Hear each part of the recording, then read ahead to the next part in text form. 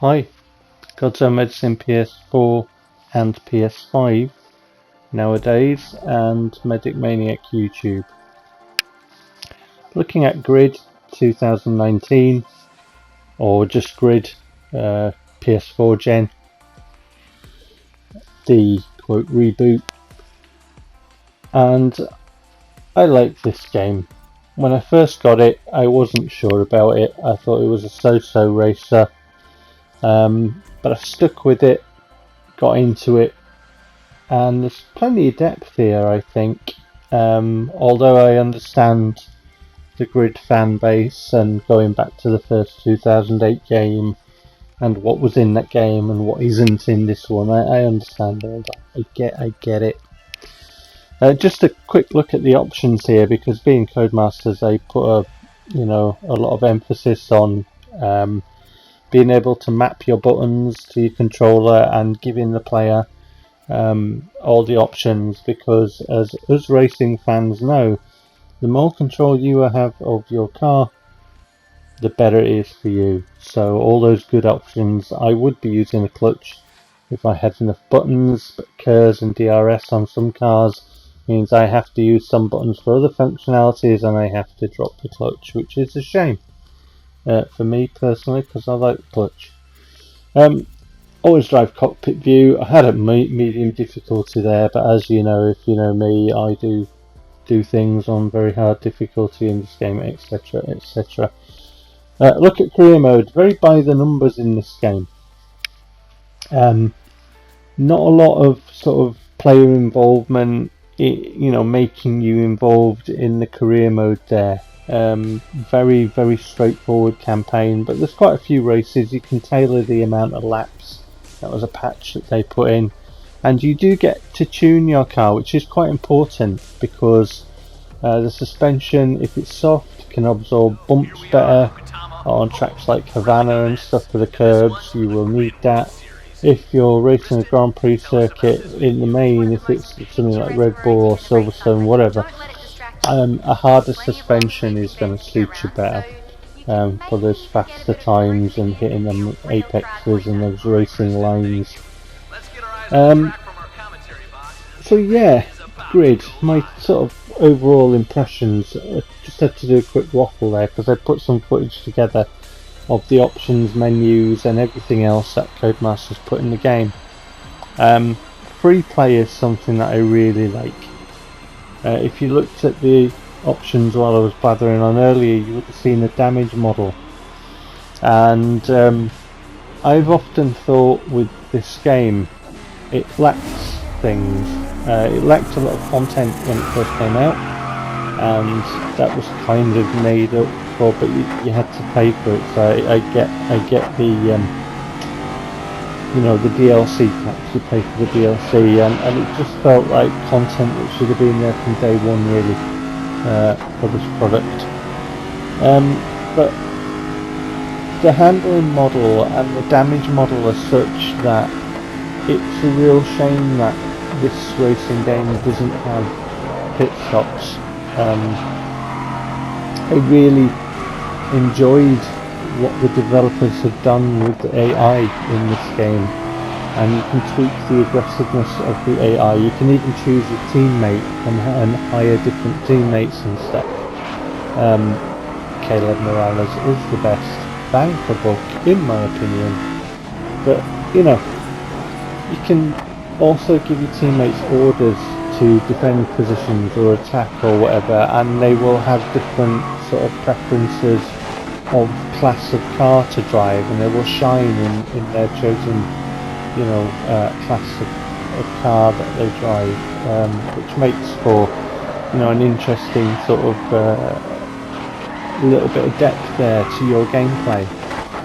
The difficulty levels are quite involving as well, because obviously the better you are at driving games, the more you're going to want to turn the difficulty up, because here I hadn't played for a while. I got it on medium difficulty, and the AI are just not with me. I did try previously, sort of having just picked it up to put it on hard and try this, and I was sort of last in qualifying because I hadn't played for a while. you know, give me a bit of time with the game, I'd get back to playing it on very hard. But even on very hard, sometimes AI would get #1 times in the world. They break the record. So the AI, you know, apart from having its depth in sort of teammate orders and depth in the aggressiveness and the way that they raced was great in this game. Very fitting for a game like this. I'm very critical of sort of robotic, sort of generic AI that's been with us for 20 years plus. Like I am with GT7, what a disappointment that is. But this was quite a pleasant surprise to me, to see how much care that the developers had with the AI in the way that it would play with you in the game, and the Nemesis system. The handling model I felt for this game wasn't welcoming. It's a bit odd, but the tuning, the basic tuning that I showed you and that I talked about, you know, that will help you out, and it really will help you out. It'll help you to enjoy the game, you know, better, and you'll get sort of a feel for different settings and stuff as you try things, particularly with the custom settings you get for the level of control with your car. So there's, you know, a bit of depth there and a bit to like. You know, the weight and the transfer through this section, for example, with the settings I've got. This is a tricky section. Try this on the harder difficulties, and you know, you can have big accidents there if you get that wrong, and into this next corner here, just on this circuit. But yeah, this is a game that I kind of wrote off to start off with, and then the more I played it, the more I understood what they tried to do and how it felt, and the more I enjoyed it, and the different weathers. The rain in this game was really great, and the sounds are fantastic. So for an arcade game that didn't have a lot of content, it certainly had enough to keep me interested and enough to keep me playing in the gameplay, and I just really liked that. So I've got to the point where I thought I'd make this video because I thought I'd share my sort of feelings on this game and the love for this game that I had that grew from me dismissing it. I dismissed this game when I got it because I'm searching for something that's not there now, that will never be there. I've been playing Project Gotham Racing 4 on my Xbox 360. I'm searching for something like that. You know, the closest that we got was Drive Club, which was, you know, a thing of its own, but in that very sort of PGR-ish. There's a very strong nod to PGR, and I've spoken about that before. That type of game I'm searching for, and it doesn't exist, and I was hoping Grid would be it, and Grid isn't it. Grid is its own thing. So in my search for something like PGR, which I absolutely adore, I found actually that Grid is worthy of my attention in a different way. You know, the developers and their vision for this game wasn't for it to be like a PGR. It was for it to be like Grid, and that's, you know, a good thing in my opinion. So yeah, I really like more customization in free play. I get that career modes, you know, are career modes. You go in there, you unlock most of the content for the game, and then you can either play online if that's your thing, or if you're like me, you like to play single player and create your own races. You can create up to sort of 5 back-to-back races at different circuits with different weather conditions and stuff, which I like, and you have the option to qualify, which I really like. I would like, with the damage model that they had, I would like a pit stop scenario, not forced upon the player, but one that you can use if that's your bag. And I really believe that grid should be embracing things like this.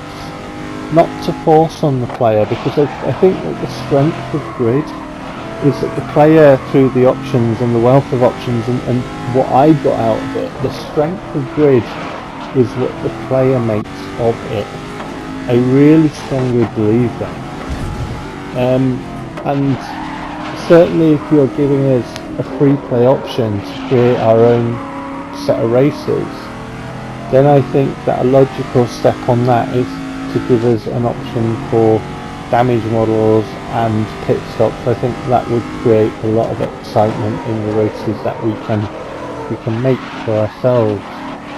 I also think that a championship or season creator in free play would be great. One that you could save and kind of progress with.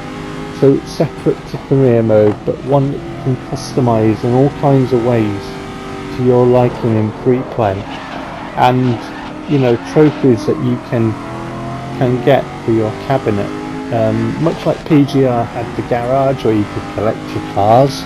And something like that would be quite cool. I mean, I don't know what the budget for this franchise is, and I should imagine that it's probably got less under EA. But yeah, I just thought I'd share. Well, it's clearly a love for this game that I've got. That grew out of me dismissing it when I first got it and I first tried it. And I just stuck with it, and yeah, I understand what the devs were getting at, or my interpretation of what the devs were getting at this game. And I know that a lot of people have a lot of ideas about games and stuff, and devs have their own ideas, but I just thought I'd share mine. I just think that the strength of grid is the customization and the way that the player can interact with that, and I'd like to see pit stops with the damage model. Anyway, that's my yabbering about this game, coherent or not, or all things in between. Worth picking up on PS4 if you haven't tried it.